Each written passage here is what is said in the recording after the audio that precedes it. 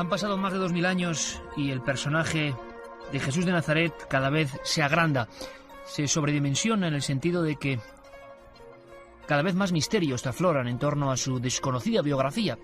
Seguramente tendría que ser, a priori, uno de los personajes mejor conocidos de nuestra historia. Y nos da la sensación sincera de que si ahondamos en lo que sabemos de él, de lo que dijo, de lo que hizo, pues hay áreas oscuras, áreas inexploradas. Son muchísimos los libros que han intentado enfocar el asunto de la vida y sobre todo los años perdidos de Jesús o lo que no sabemos de él desde muy diferentes perspectivas. Y cogiéndolos todos, podemos hacer nuestro propio puzzle e intentar ser investigadores de este gran misterio. Lo que no cabe duda, y ya os hablo a nivel personal, es de que no hay personaje tan fascinante como Jesús de Nazaret. ¿Por qué, tantos siglos después, sigue irradiando esa fuerza tan especial? ¿Por qué sigue envuelto en secretos y misterios? La verdad es que tenemos la suerte, la fortuna, de contar en esta Biblioteca del Misterio de Milenio 3 con un libro excepcional. Un libro de los que hacen pensar. Un libro que después de la lectura hace preguntarse por muchas cosas. ¿Sabemos todo realmente sobre esta figura? Figura que nos sigue influenciando hoy en día, figura que sigue movilizando los pensamientos y vidas de muchas personas. ¿Nos contaron toda la verdad? ¿Se ocultaron cosas? ¿Hay otro Jesús, otro espíritu distinto en esas palabras que supuestamente dijo? ¿Existen pruebas físicas de la existencia de este hombre realmente? ¿Por qué hubo debates en torno a si fue un hombre o no? ¿Si existió de verdad o no? ¿Por qué la arqueología no se pone de acuerdo? ¿Por qué la arqueología sigue sembrando dudas? ¿Qué hay de todas esas teorías modernas, hoy más en boga que nunca, en torno a su supuesta descendencia? ¿Qué clase de herejías pueden ser estas? ¿O son investigaciones con base científica y real? ¿Qué ocurre con los secretos y misterios de los textos que nos cuentan la vida de otro Jesús? ¿Es cierto que hay otras tumbas que también se veneran donde supuestamente estuvo él? ¿Es cierto que hay otros escritos, otras palabras, recuperadas de las entrañas del desierto, que hablan de esa área gigantesca en años y en tiempo de la que no sabemos nada? ¿Cuántos secretos nos guarda todavía Jesús de Nazaret? En este libro que ustedes ahora mismo estarán hojeando, dispuestos a empezar la aventura que supone su lectura, el historiador Mariano Fernández Urresti ha intentado plasmar, creo, esa gran cantidad de preguntas. Y lo ha hecho con objetividad, con rigor y con amenidad, que no son tareas fáciles hoy en día cuando uno se enfrenta a un ensayo. Mariano, buenas noches, amigo, bienvenido. Muy buenas noches, Iker. Oye, Jesús sigue siendo el gran misterio, el gran enigma, más de 2000 años. Bueno, desde luego empezamos incluso con las diferencias que hay en torno a su posible fecha de nacimiento. Para algunos habría que reescribir toda la historia y todo el calendario, ¿no? Ya lo creo. Tal vez habría que preguntarse en voz alta si sabemos cuándo ocurrieron los hechos, si sabemos qué hechos ocurrieron realmente y si lo que sabemos o creemos saber lo sabemos por la fe o por la historia, que son dos cosas diferentes, aunque a veces se puedan dar la mano. Como acabas de comentar, pues aludiendo a la historia, en primer lugar hay que decir que si Jesús nació en tiempos de Herodes, evidentemente como Herodes murió 4 años antes de nuestra era, obviamente habría que añadir al menos 4 años a la biografía de Jesús. Es decir, no hubiera muerto a los 33 años, sino tal vez a los 37. Eso es simplemente una anécdota, pero es significativo que desde el mismo comienzo que tenemos de su biografía, pues empecemos a encontrar dudas y oscuridades, ¿no? Mariano, por cierto, ¿tú por qué empezaste a indagar en torno a la figura de Jesús? Yo creo que cada uno tenemos una búsqueda personal distinta, absolutamente diferente, pero es curioso que, prescindiendo incluso a veces de creencias o no en la religión, uno se acaba enfrentando, acaba descubriendo, se acaba cruzando con este personaje y acaba incluso siendo muy importante para su devenir diario. ¿A ti qué te ocurrió a nivel muy personal? Bueno, la verdad es que habría que analizar el encuentro de cada cual con Jesús y también el mío propio en función del contexto que nos ha tocado vivir. Evidentemente, de haber nacido en otra cultura, en otro lugar, probablemente la indagación hacia el interior, que en un momento dado todo el mundo hace, nos hubiera nos hubiera hecho encontrarnos con otro personaje diferente, con otro maestro, pero hemos nacido donde lo hemos hecho, es decir, en España y también en un contexto sociocultural que no hace falta que yo describa porque es el que hemos mamado todos, y evidentemente hay un instante, creo yo, en el que la vida de cada cual, de cada persona despierta, pues comienza a interrogarse sobre la religión, sobre el concepto básico de la religión, el de religar, el de mirar hacia el interior, y por tanto el, entre comillas, maestro, el paradigma del maestro dentro de nuestro contexto en el que vivimos es Jesús de Nazaret. Por una parte eso, por otra parte siempre hay otros que antes que tú te llevaron de la mano por un camino, ¿no? ¿A quién de nosotros no le fascinó en su momento, hace ya un montón de años, el primer caballo de Troya que escribió Juan José Benítez? Pero incluso antes, la fascinación por este personaje me es prácticamente familiar desde pequeño. No te sabría decir la razón última. Y si a eso todo lo que acabamos de decir unimos el hecho de que, como tú has comentado, pues yo estudié historia, el personaje es tremendamente atractivo, porque los datos históricos, al margen de, digamos, de los textos evangélicos, no son muchos. Y eso es ciertamente curioso, porque como tú has dicho, siendo pocos los datos históricos, ¿cómo es posible que el personaje nos subyugue a todos todavía hoy?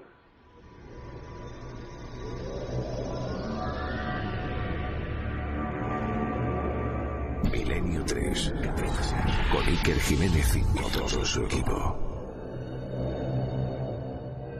Mariano, quizá mucha gente se está haciendo ahora mismo esta pregunta cuando está iniciando la aventura que supone adentrarse en los secretos, la vida oculta de Jesús de Nazaret, que tú de alguna manera radiografías en el libro, por lo menos expones ciertas preguntas y ciertas dudas. ¿Se puede, por ejemplo, incluso no ser una persona religiosa, incluso no tener convicciones cristianas y sin embargo estar completamente fascinado por la figura de Jesús? ¿Trasciende incluso la propia religión la figura de este hombre? Por supuesto que sí. Yo creo que probablemente el que primero se sorprendería del credo construido a propósito de su figura, probablemente pienso sería el propio Jesús, ¿no? Entonces, naciendo de esa convicción, que en este caso es personal, creo que el personaje es atractivo porque de alguna manera en él y en otros como él, no solamente en él, en otros también, se plasma el arquetipo de una lucha que yo interpreto eterna, la de la superación o del enfrentamiento entre el bien y el mal, pero no en el sentido peyorativo del mal, sino en la necesidad de ambos, del bien y del mal. Y Jesús, en un momento dado de su vida, parece ser capaz de desequilibrar la balanza en favor de uno de los platillos, el que podríamos interpretar como el bien. Eso, al margen de credos y de disciplinas y de ortodoxias, eso yo creo que es tremendamente fascinante, ¿no? Es una experiencia humana, espiritual, que de algún modo pues a todos nos debe atraer y nos atrae, ¿no?, poderosamente. Es muy curioso, Mariano, que si observamos profetas enviados de otras religiones, de otras culturas, y lo digo con respeto absoluto a todas, por supuesto, nos damos cuenta de que hay algunas figuras absolutamente guerreras, envueltas en un tiempo de dureza, de superación del oponente.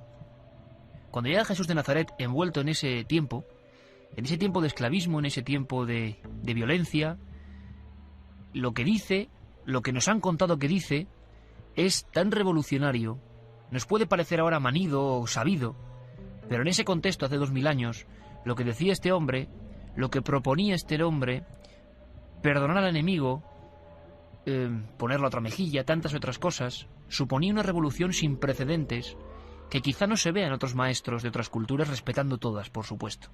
Lo insólito de Jesús ya no solo es lo que vamos a explorar en este programa, su vida, su misterio, sino el propio mensaje, que yo creo que muchas veces la gente lo ha aprendido por aprender, lo ha asimilado, pero no lo ha comprendido, ¿no? Lo revolucionario que era en ese tiempo, que hemos visto en 1000 películas, en 1000 textos, decir lo que él decía, ¿no? El mensaje a veces, cuando uno se pone a indagar en misterios de Jesús más de moda, más en boga, que si la descendencia, que si las tumbas, que si los apócrifos, ¿no te da la impresión, Mariano, de que queda el gran misterio, que es lo que él proponía, un poco ensombrecido y que merece la pena también a veces pensar en ello? Yo creo que sí, que es cierto lo que tú dices. No es menos cierto también que aun siendo, como tú acabas de decir, probablemente a ojos de muchas lecturas, original lo que Jesús dice, digo, no es menos cierto también que podemos rastrear con notable facilidad algunas de esas cosas en religiones anteriores. Eso es interesante de advertir. Por ejemplo, la egipcia. Exactamente, y no solo en esa, pero sobre todo en esa. Pero también Jesús ofrece, como acabas de decir, un mensaje de amor, de respeto al prójimo, pero también son suyas, si es que son de él realmente, frases como: no penséis que he venido a poner paz en la tierra, no vine a poner paz sino espada, y esa recomendación inquietante del que no tenga una espada, venda su manto y compre una. Dos conceptos absolutamente, aparentemente diferentes, dos enseñanzas distintas y que dos personas distintas. Qué curioso, Mariano, dos personas, porque tú me estás hablando, y para que la gente lo entienda, le va a entender perfectamente en tu libro, de una serie de documentos, de una serie de textos. Esto sí que es un misterio alucinante, que parece que fueron desechados, que fueron prohibidos, que no fueron sellados con el aspecto de lo divino o de lo revelado, y que nos cuentan otras cosas, ¿verdad? Y esas otras cosas sí que es cierto que casan o que se enfrentan directamente al mensaje que todos hemos leído en las Sagradas Escrituras. ¿Quién era ese Jesús? Ese que decía que había no venido a promulgar la paz, sino algo distinto, palabras duras, directas, logiones que han aparecido, como decíamos antes, en las entrañas del desierto. ¿Tú le das fe a esa historia? ¿Crees que es real? ¿Crees que entonces nos han eliminado parte de lo que se sabe de Jesús o que se sabía en su tiempo? Bueno, yo tengo la convicción personal, pero como solo es personal, nada más me vale a mí, tengo la convicción personal de que nos han hurtado información a propósito de este personaje extraordinario. Pero lo que te he citado antes, que es ahí donde está la gracia del asunto, no son informaciones procedentes de textos apócrifos, sino que la primera de las frases, la que dice no he venido a poner paz en la tierra, sino espada, es de Mateo 10:34. Y la que he dicho, que propone Jesús, que se venda el manto y se compre una espada si no se tiene, es de Lucas 22:36. Es decir, dos frases de dos evangelistas homologados, acreditados por la Iglesia oficial. ¿Y cómo se explica eso, Mariano? Pues no lo sé.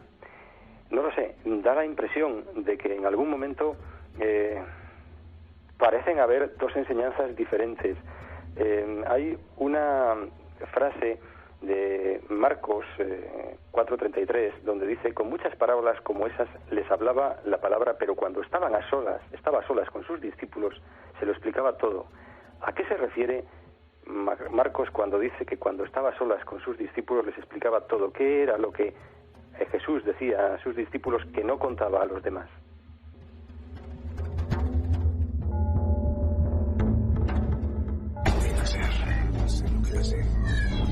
Milenio 3. Con Iker Jiménez y todo su equipo.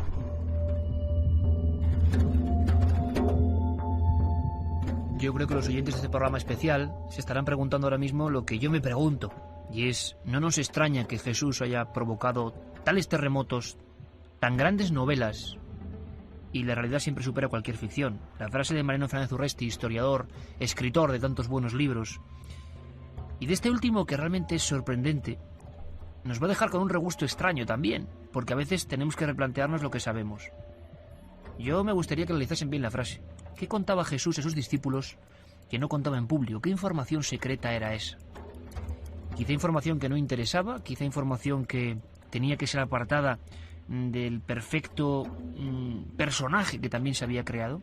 ¿Qué diferencia hay entre Jesús y la Iglesia, Mariano? Sé que esta pregunta puede ser punzante para muchos, la hacemos con todo el respeto, pero da la sensación, si uno analiza ciertas conductas, sobre todo en ciertas épocas donde la Iglesia adquiere un poder tremendo, vamos a ver una total desviación respecto a lo que decía ese hombre humilde, ¿no? Y esto provoca también muchas dudas en mucha gente hoy, en pleno siglo XXI. La verdad es que la primera diferencia entre Jesús y la Iglesia puede ser la propia existencia de la Iglesia. No podemos, a pesar de que la fe dicte otra cosa, no podemos asegurar con tanta certeza que Jesús estructurara ningún tipo de Iglesia. Hay informaciones... Esto es una gran herejía recientes para mucha gente que está escuchándonos, Mariano. ¿Perdón? Que esto que acabas de decir podría ser considerado una gran herejía Claro, para sí, mucha gente, ¿no? Pero el concepto de la herejía le ha establecido la propia Iglesia. Es decir, a veces la ortodoxia no tiene la verdad, simplemente es más fuerte. Eso ha ocurrido durante todos estos siglos. Recientemente, un estudio de una serie de eruditos bíblicos ha dicho que tal vez no podamos considerar como auténticas nada más que el 20% de las palabras que se atribuyen en los evangelios a Jesús. Siendo esto así, ¿cómo podríamos afirmar con certeza que Jesús instituyó una iglesia? Con todo lo que se ha dicho a propósito de Pedro y sobre esta piedra y todas las demás cosas que todo el mundo ya popularmente conoce. Y es muy curioso, Iker, normalmente hemos diseñado una biografía de Jesús en base a 4 relatos que, si los observamos con detenimiento, son distintos, en algunos casos extraordinariamente contradictorios, pero de esas 4 narraciones, la gente, de una manera popular, ha construido una única biografía, un único relato. Si observamos, si ponemos bajo el microscopio esos 4 relatos, ciertamente tendremos dificultad en saber si Jesús, desde luego, puso o no puso en marcha una iglesia. Y con todo, teniendo en cuenta la extraordinaria dureza con la que criticó y juzgó a aquellos que en aquel momento estructuraban la religión oficial establecida, es decir, los sacerdotes, saduceos y fariseos, cuesta trabajo pensar que Jesús pudiera pretender estructurar una organización piramidal como la que padecemos.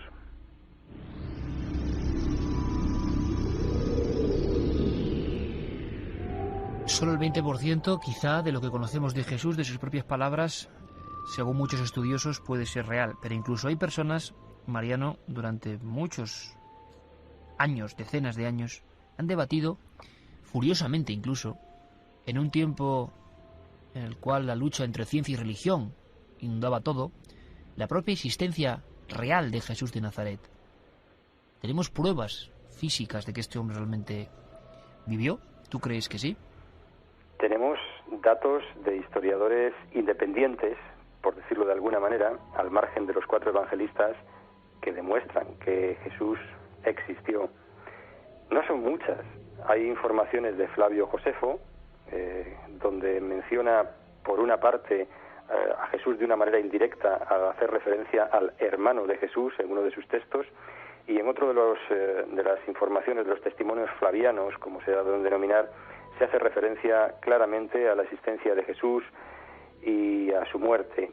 No obstante, algunas de las palabras de ese testimonio flaviano, de algunas de las frases del mismo, han sido cuestionadas, pero no es solo Flavio Josefo el que hace referencia a la existencia de Jesús, también Plinio el Joven menciona a Cristo, Tácito hace algo parecido y Gaius Suetonio Tranquilo también.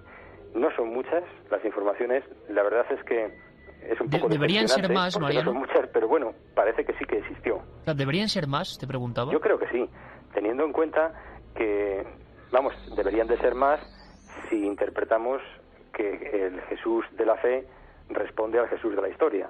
Es decir, ¿cómo no habría de haber más teniendo en cuenta que estamos hablando del Hijo de Dios? Pero son pocas. Otro de esos enigmas. Por cierto, Mariano, Jesús de Nazaret, muchos estudiosos, historiadores de diversos siglos, sobre todo 18 y 19, cuando empiezan a hacerse preguntas, algunos en trabajos que hemos podido leer, y seguro que muchos oyentes también lo han hecho, hablan de Jesús como un revolucionario más de su tiempo, como una especie de agitador, siempre bajo el concepto de uno más. El gran misterio es por qué 2000 años después gran parte del mundo está influenciada por esa persona, influenciado por ese enigma, ese individuo, ese hombre divinizado. ¿Qué hizo realmente para que hoy lo recordemos? Porque probablemente en la Palestina de aquel tiempo había otros tantos que decían ser el Mesías, que intentaban hacer milagros. ¿Tú qué crees que hizo Jesús tan especial, tan distinto, para que se generase todo este movimiento que es el más importante quizá a nivel religioso de todos los tiempos? ¿Milagros muy especiales? ¿Pruebas fidedignas de que él era un hombre distinto a todos los demás y que era hijo de Dios? Es curioso, ¿no? Si era tan solo un revolucionario más, como algunos indican, ¿Qué hizo este hombre para conseguir ese poder, conseguir esa diferenciación? ¿Cuál es tu opinión, Mariano? Bien, yo creo que nos encontramos ante un problema extraordinario. Tú le has diseñado muy bien y se puede perfilar aún un poquito más. ¿Qué pudo hacer este hombre que le diferenció de la al menos media o tal vez docena de personajes que se dijeron mesías en aquellos momentos? En un contexto, y esto siempre hay que situarlo claramente porque el telón de fondo era en un contexto político muy claro, con un país, con un territorio ocupado por el Imperio Romano y con una ansia nacionalista por parte de los judíos que anhelaban un libertador de corte político. Eso es básico para comprender lo que sucedió. Por una parte eso. Había, por tanto, muchos que se decían mesías, pero solo uno trascendió, que es lo que tú has dicho. ¿Por qué? Yo creo que Jesús había conocido, había adquirido extraordinarios conocimientos en Egipto. Es mi opinión. Hay solo un viaje constatado en los evangelios que realiza Jesús, al margen de que haya después otros que especulan con otros datos parecidos. Ese viaje es el que le llevó, siendo pequeño, siendo niño, con su familia a Egipto huyendo de la cólera de Herodes. Creo, en mi opinión, que allí aprendió muchas cosas que le hicieron diferente probablemente al resto de los predicadores, de los supuestos profetas. Tenía Jesús en su interior una naturaleza divina, probablemente tanta como nosotros, solo que la desarrolló. Eso es lo que yo creo. ¿Qué es lo que después hizo que hasta nuestros días su figura se haya agigantado en la medida en que lo ha hecho? Yo diría dos cosas. Jesús pasó probablemente casi inadvertido en su época, y es tiempo después cuando la doctrina que se le atribuye, perfectamente ya estructurada, sobre todo por Pablo, comienza a ganar adeptos en el Mediterráneo y especialmente se catapulta hacia un futuro tan lejano como nuestro presente después de que Constantino abraza la religión cristiana con unos claros intereses políticos por parte de él, obviamente, y también de la incipiente Iglesia. Eso es importante.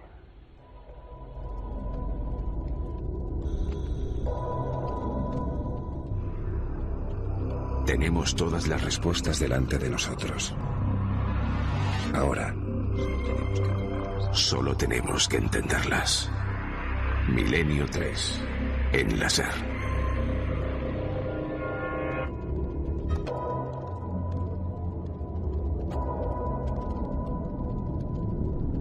Acaba de decir Mariano Fernández Urresti, autor del libro que hoy nos ocupa, que Jesús de Nazaret podía ser como cualquiera de nosotros y que tuvo un aprendizaje muy especial. Quizá ahí se produce uno de los grandes vacíos históricos, esos años perdidos de Jesús que han motivado todo tipo de investigaciones.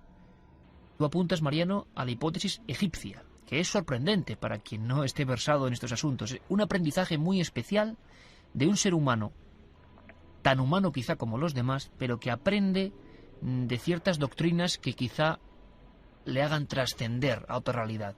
¿Qué pudo aprender ese Jesús de Nazaret, niño o muy joven, en esos lugares de Egipto? ¿Tú qué crees que hizo? ¿Qué lugares eligió y por qué? Bien, diría dos cosas para que los oyentes sitúen claramente esta cuestión. En primer lugar, decir que las relaciones entre el pueblo judío y Egipto comienzan desde el instante mismo en que se inicia la andadura del pueblo judío. Abraham estuvo allí, Moisés de allí sacó a su pueblo. En Alejandría, en tiempos de Jesús, había más de 1 millón de judíos, es decir, era la segunda ciudad del Mediterráneo con más judíos. Por tanto, es muy fácil de comprender que la influencia cultural de Egipto influyese tanto en Jesús como en los redactores posteriormente de los evangelios. Había una ciudad en Egipto, Heliópolis, donde se cultivaba una determinada concepción del universo, de la religión, y en la que tenía una importancia capital la capacidad de resurrección. De allí el mito del ave fénix y otras muchas historias que sería largo de citar.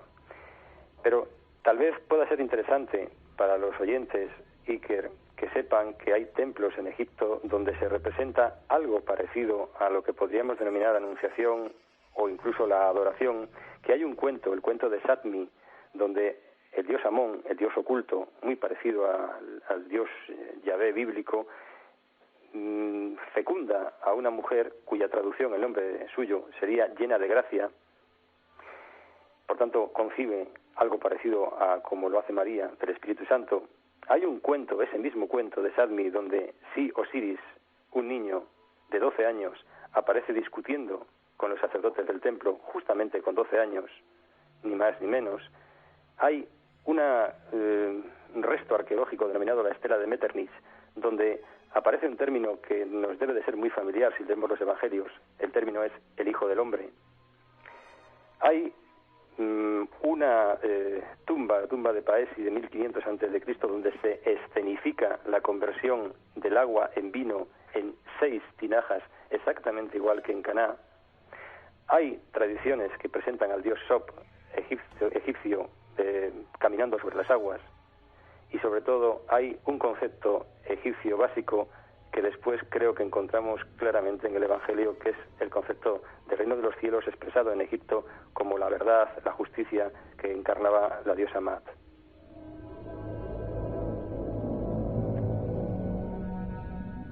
¿Y por qué no sabemos nada, Mariano, de ese tiempo?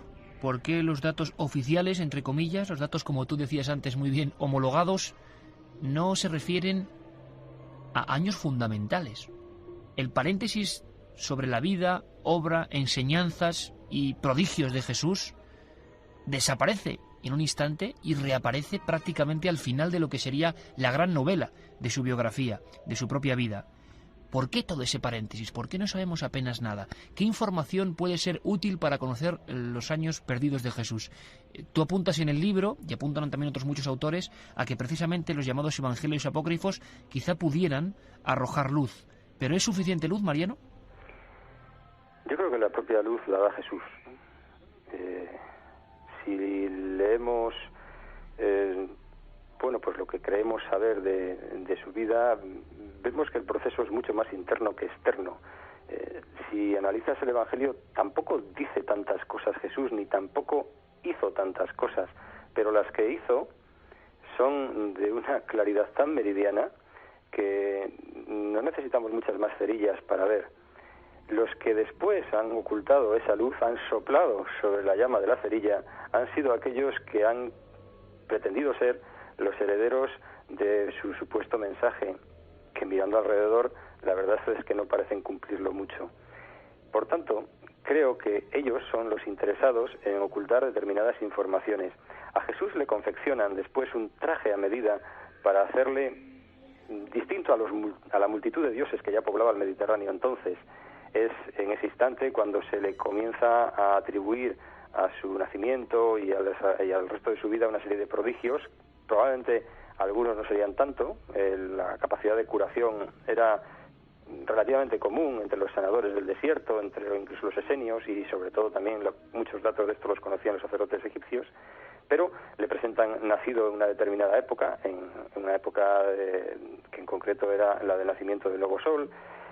Se trata de limar, de podar de su figura todo aquello que le pudiera humanizar, sin caer en la cuenta que justamente haciéndole más humano le hacen más grande. Yo creo que todo eso se lo debemos, entre comillas, a aquellos que manosean su figura hasta el día de la fecha en propiedad.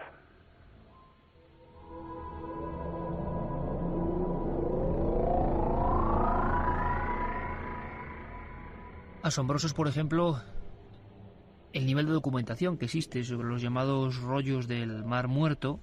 Algunos apuntan a que, si bien pudo haber otras enseñanzas, tan rompedoras, tan revolucionarias, hubo un grupúsculo, una especie de secta.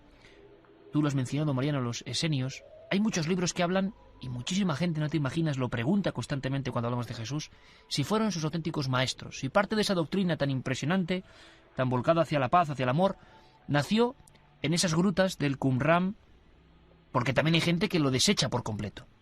¿Tú qué nos cuentas?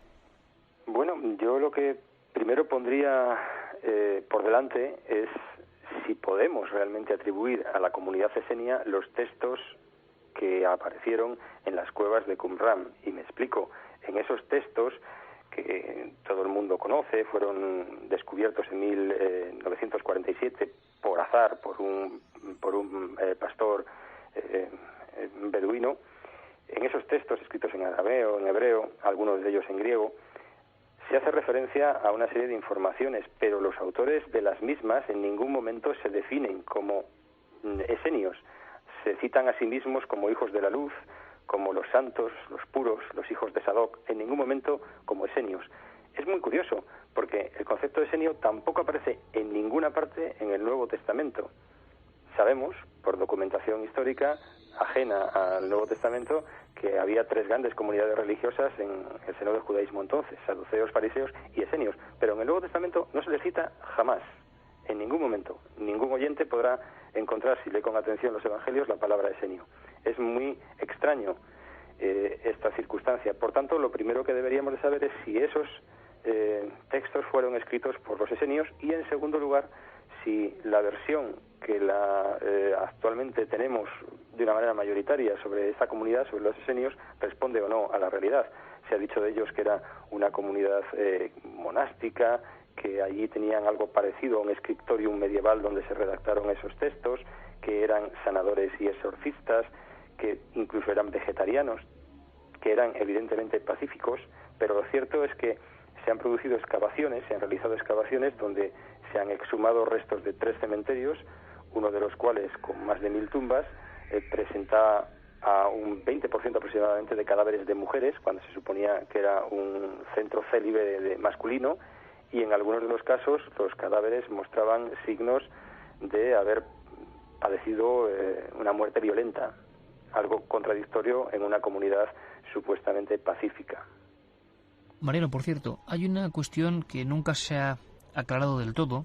Hay algunos evangelios apócrifos prohibidos, falsos, según la Iglesia de aquel tiempo, que en los primeros siglos los elimina, los rechaza, que nos cuentan la existencia de un Jesús, cuando menos bien curioso, bien distinto, por lo menos con un niño que tenía fenómenos a su alrededor o provocaba fenómenos absolutamente impresionantes y que hoy, desde el punto de vista de la investigación, serían bien cercanos a los dotados, los medium, los provocadores de fenómenos extraños. Hay algunos pasajes de estos evangelios apócrifos que poco a poco se han ido conociendo, que hablan de un Jesús que es capaz de matar a otro niño y de hacerle resucitar, de convertir palomas de barro y echarlas a volar convertidas en animales reales, de hacer un sinfín de prodigios incluso mucho más violentos.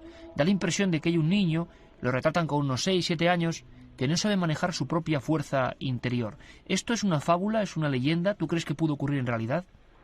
¿Cómo saberlo, Iker? Ya nos gustaría, ¿verdad? Lo cierto es que, en efecto, hay una serie de informaciones que a veces asombran y otras muchas asustan en esos textos que has mencionado. Como probablemente los oyentes sepan, del gran manojo de evangelios, de información que había sobre Jesús, en un momento dado, en el año 325, en el concilio de Nicea, se decidió por alguna revelación que estaría bien que nos explicaran, que solamente 4 evangelios fueran reconocidos con la autoridad suficiente como para narrar la vida de Jesús, ¿no?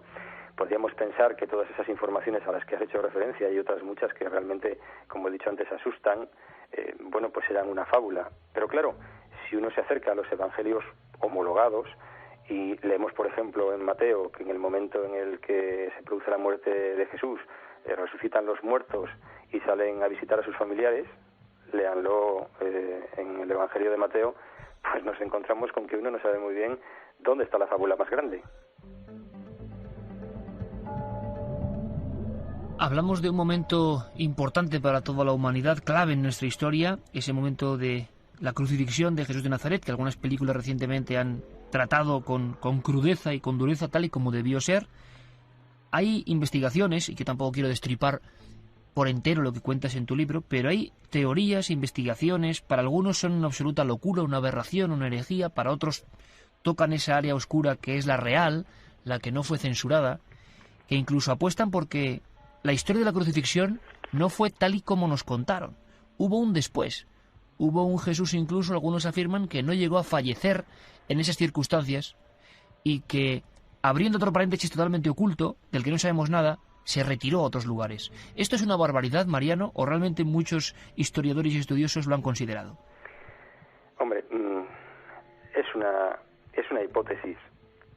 Hay un momento en el que, con relativa frecuencia, y sobre todo en algunos evangelios a los que antes has hecho referencia, de los evangelios apócrifos, donde se hace mención a un personaje que también aparece en los evangelios homologados o admitidos, que es Tomás, a quien llaman Dídimo, y Dídimo quiere decir gemelo. Se ha especulado con la posibilidad de que Tomás fuera el gemelo de Jesús. Habría que interrogarse en voz alta qué necesidad tenía la turba que iba a prender a Jesús en Getsemaní de que un delator le besase, que en este caso fue Judas. ¿Qué pasa? ¿No reconocían a Jesús sus presuntos captores? ¿Hacía falta que alguien muy próximo a Jesús le identificara? Esa es la pregunta que se han hecho algunos. La segunda de las cuestiones hace referencia, como tú acabas de decir, a la posibilidad de que tal vez a quien crucificasen no fuese a Jesús. E incluso hay otra opción más, la de que por lo apretado del proceso de crucifixión, que luego si quieres comentamos, tal vez el hombre que bajan de la cruz, el hombre que descienden de la cruz, no estuviera muerto. Esa es otra de las posibilidades. La verdad es que si uno analiza, y los médicos en alguna oportunidad, con mucha más autoridad que yo lo han hecho, si uno analiza el padecimiento, el suplicio, el calvario que precedió a la agonía de Jesús, resulta difícil de creer tal cosa. Pero luego, si analizas datos que aparecen en los evangelios, volvemos a lo que te he dicho antes, la confección de un único relato en base a 4 que discrepan entre sí notablemente. Por ejemplo, siempre se ha hecho referencia a que el lanzazo que recibe Jesús pues es prácticamente el que sella la muerte de Jesús, pero eso solo lo cita Juan. Lean los evangelios, tan solo Juan habla del lanzazo, los otros 3 no lo mencionan. Y la muerte física de Jesús de Nazaret siempre ha sido un misterio, incluso analizado a nivel forense. Unos hablan de asfixia, la crucifixión, que era un tormento terrible, provocaba que durante días el cadáver quedase en un estado entre la vida y la muerte, asfixiándose poco a poco. Se le rompían las piernas, se le quebraban las piernas, pero en el caso de Jesús ocurre algo, alguna anomalía, y hay quien piensa que en las horas posteriores, en esa caída de la noche, alguien recoge ese cuerpo. Nos puede sonar a novela, pero ¿cuántas historias se han contado de este tipo? Incluso hay quien dice, por lo tanto, que esa escena, entrando varios de los seguidores a la tumba, encontrándose con el sudario, y Jesús ya no permanecía allí, no es porque ese hombre con una especie de proceso absolutamente mágico hubiera resucitado y dejado su marca en ese lienzo blanquecino, sino porque realmente había podido huir y solo habían quedado ciertas marcas de su tortura. La verdad es que, como acabas de mencionar, en la crucifixión de Jesús se producen toda una suerte de anomalías.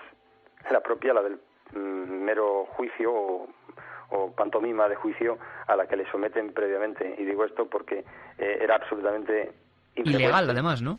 Sí, y era además absolutamente infrecuente que se produjera un juicio de esas características, bueno, de esas ni de ninguna, en la noche después de la celebración de la Pascua. La ley lo prohibía. Habría que matizar incluso cuándo se produce todo esto, porque no hay acuerdo ni en los evangelistas a propósito de eso. Juan dice que todavía no se había celebrado la Pascua, los otros dicen que sí, pero volviendo a la crucifixión, es cierto que se producen toda una suerte de anomalías, porque el reo moría, como tú has dicho, por asfixia, y podía, también tú lo has dicho, permanecer crucificado varios días. El suplicio estaba perfectamente calculado para que fuera terrible, cruel, doloroso y largo. Eso es lo más importante, y largo. Mateo no cita a la hora en que crucifican a Jesús, pero sí menciona a la hora de su muerte, a la hora de nona, es decir, sobre las 3 de la tarde. Marcos dice que le crucifican en la hora de sexta y muere también, coincide con Mateo, en la hora de nona, y también dice lo mismo Lucas. Sin embargo, si le crucifican a las 12 de la mañana, para que nos situemos, y muere a las 3 de la tarde, hay una terrible anomalía, porque Juan dice que a las 12 de la mañana, a las 12 del mediodía, aún está con Pilatos. Si todavía a las 12 no ha sido crucificado, pero a las 3 está muerto, el tiempo es tan escaso que parece imposible que se haya producido la muerte como habitualmente le ocurría, es decir, durante un periodo largo de tiempo. Tal vez por eso, cuando José de Arimatea va a presencia de Pilato y solicita descender el cuerpo de Jesús, dicen los evangelistas que Pilato se sorprendió de que ya hubiera muerto.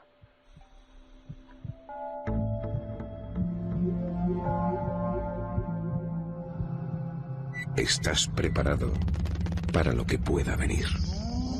Milenio 3, con Iker Jiménez y todo su equipo. ¿Cuántos enigmas, cuántos misterios, cuántas historias que han sido oscurecidas? ¿Dónde está la verdad? Creo que lo apasionante de este libro que ha escrito Mariano Fernández Urresti es precisamente la posibilidad de que uno extraiga su propia conclusión y desde luego también pueda acceder a esa información eternamente ensombrecida por ciertas historias, circunstancias y beneficios. Por cierto que en esa escena de la crucifixión surge otro de los misterios y enigmas que más en boga están hoy en día. Está claro que en este programa solo vamos a poder planear por algunos de ellos, es imposible. Hablar de todo lo extraño que envuelve a la figura maravillosa y fascinante de Jesús nos llevaría horas, días y meses de emisión. Pero ha habido ahora, en los últimos 2 años, una especie de reivindicación de una figura femenina nunca bien conocida del todo, pasa igual con Jesús de Nazaret, que para autores tan célebres, tan mediáticos como Dan Brown, que han provocado un terremoto, un seísmo mucho más profundo de lo que pudiera imaginarse, es la constatación de que la propia institución eclesiástica redujo a la mujer a un segundo plano, o a un tercer plano incluso. Había una figura, que es la de María Magdalena, que ahora de alguna manera ha vuelto a ponerse pues en tela de juicio. Enigmas sobre si tuvo una relación más que especial con Jesús, enigmas sobre la estirpe sagrada que surgió de esa posible unión. Vuelvo a preguntarte lo mismo, Mariano, para dejar la duda. ¿Aberraciones, herejías, exageraciones, mala investigación o realidad oculta? Bueno, te voy a responder haciendo referencia de nuevo a lo que he dicho varias veces. La convicción entre la gente de un único relato en función de 4 diferentes. ¿Qué es lo que creemos saber de María Magdalena? Que era una mujer prostituta. ¿De acuerdo? En ningún momento en los evangelios, rastree el oyente por donde quiera que lo haga, encontrará en ningún caso la palabra prostituta. Habría que interrogar a los interesados en por qué tuvieron tanto afán en retratar de esa manera a esta mujer. Eso por una parte, porque no es lo mismo pecadora que prostituta. No es lo mismo. Pero volviendo a las diferentes versiones de un único relato que creemos conocer, te diré que Lucas no cita el nombre de la pecadora y sitúa la aparición de la misma, el momento de la unción de Jesús, en casa de un fariseo. Mateo dice que ocurrió en Betania, en casa de Simón el leproso, pero tampoco cita su nombre. Juan dice que estaba María, la hermana de Lázaro, y que esta mujer fue la que realizó la unción y todo ocurrió en casa de Lázaro. 3 versiones distintas, 2 no citan el nombre, una dice que ocurrió en casa de un fariseo, otra en Betania y otra la identifica con María, la hermana de Lázaro. ¿Podemos llegar a pensar, Iker, que María Magdalena era realmente la hermana de Lázaro y de Marta? Y si esto es así, se preguntan algunos, si solamente había una María donde hemos creído que había 2, podríamos interrogarnos en voz alta quién estaba a los pies de la cruz en el momento en que Jesús supuestamente expira.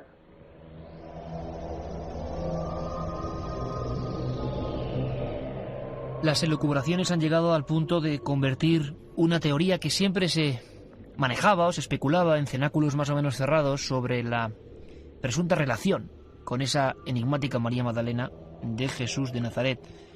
Esto ha provocado, como decíamos antes, un terremoto importante en convicciones, en protestas y en ventas absolutamente incomparables. Un enigma de Jesús más es cómo el Código da Vinci, que en el fondo planea sobre su figura, sobre lo desconocido que hay en torno a él, se convierte en el mayor fenómeno literario seguramente de todo el siglo XX y siglo XXI. Eso ya es un dato. ¿Por qué Jesús toca la fibra sensible de todo el mundo? Creyentes, no creyentes, contrarios, a favor, escépticos, no, pero que quieren saber de él. María Magdalena ha sido la guinda de un pastel lleno de misterios. Una relación de amor, una relación que generó una estirpe. Los hijos de Jesús. El grial como la familia sagrada, que según las tradiciones más antiguas y remotas, llega a Francia en una oscura noche de hace 2 milenios y inicia ahí una semilla distinta. Tu opinión sobre este asunto, que yo creo que ya es espinoso, muy de moda, con pocos datos, muchas leyendas, pero que a nivel popular está establecido ya en muchísima gente gracias a ese Código Da Vinci, que sería otro misterio preguntarte, Mariano, si todo es porque sí, porque un autor escribe eso de repente, porque hay mucha gente que piensa que es todo perfectamente calculado. Ahora la gente ve a María Magdalena, la relación de la mujer en la Iglesia, su importancia, de manera distinta. Bueno, yo creo que la ansia de la gente por conocer cosas de Jesús, lo he dicho en otras oportunidades cuando me han hecho una pregunta parecida, es o radica en que el público está deseoso de ver en abierto lo que la Iglesia codificó. Y tal vez estos libros, el que has citado, el Código Da Vinci y otros, yo no sé si con acierto o sin él, pero dejan entrever a través de la cortina del velo cosas que la gente intuía, parece como que hubiera arañado el inconsciente colectivo de muchos, de millones de lectores. Si tuvo o no tuvo Jesús descendencia con María Magdalena, yo no lo puedo afirmar, tampoco podría negarlo, pero sí puedo decir, en base al propio relato evangélico, y no yéndome más allá, que había una relación tremendamente estrecha entre esta mujer y Jesús. ¿Y en qué me baso? Me baso en que en los 3 momentos básicos, claves de la vida de Jesús, que en mi opinión fueron la unción, el instante en que él se convierte en el Cristo, que eso quiere decir ungido, la crucifixión en el momento en el que fallece y la resurrección, en esos 3 instantes, los básicos de la vida de Jesús, está presente María Magdalena. Eso no puede ser una casualidad, porque mientras esto sucede, no podemos decir lo mismo de sus supuestos seguidores masculinos, que casi todos ellos, con la excepción de Juan, están escondidos, ocultos, disimulados, acobardados. Por tanto, alguna relación había, y una relación fantásticamente estrecha entre esta mujer y otras mujeres, cuyos pasos, cuyas huellas se ha silenciado también por parte de la Iglesia, y Jesús. Había más gente alrededor de Jesús, y muchas de esas personas que le seguían no eran varones, sino que eran mujeres, porque si no ya nos explicarán, Iker, de dónde sale toda aquella gente, todo aquel mujerío a los pies de la cruz en el momento en que Jesús fallece.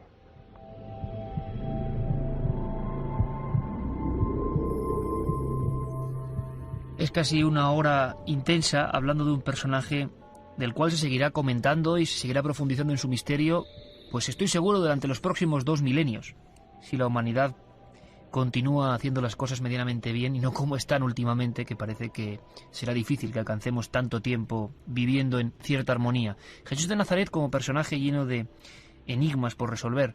Jesús de Nazaret, como ha dicho Mariano, es una figura que se codificó en un tiempo, o las autoridades nos dejaron solo ver una parte, y la gente quiere saber, quiere conocer. Por eso publicamos este libro, por eso nos adentramos en esa área absolutamente ensombrecida, de la cual nos han obviado cierta información, que puede ser esencial o no, pero que tenemos que tener entre las manos.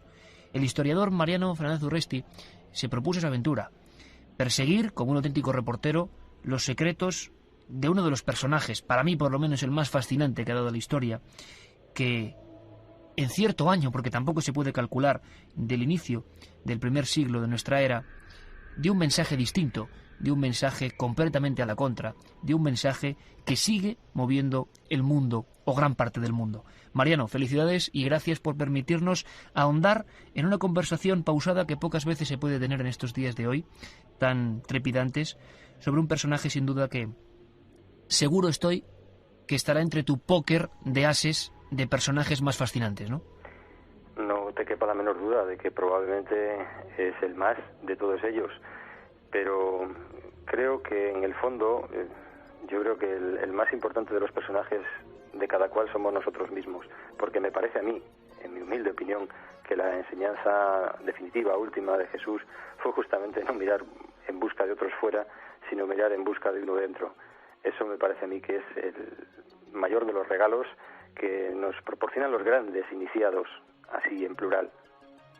Mariano, el autor de este maravilloso libro, ha sembrado, ha cultivado una serie de respuestas, de preguntas, de incógnitas, de verdades y en otras ocasiones de investigaciones que están por concluir. De cada uno depende extraer la propia conclusión. Estamos seguros que después de leer estas páginas, Mariano, mucha gente cambiará su concepto, lo agrandará, pero estoy seguro que la mayoría de ellos, sea cual sea su religión, su creencia, sentirá la llamada de ese misterio, de ese personaje, Jesús de Nazaret. Gracias, Mariano, por esta hora de conversación. Un abrazo muy fuerte. Igualmente, Iker.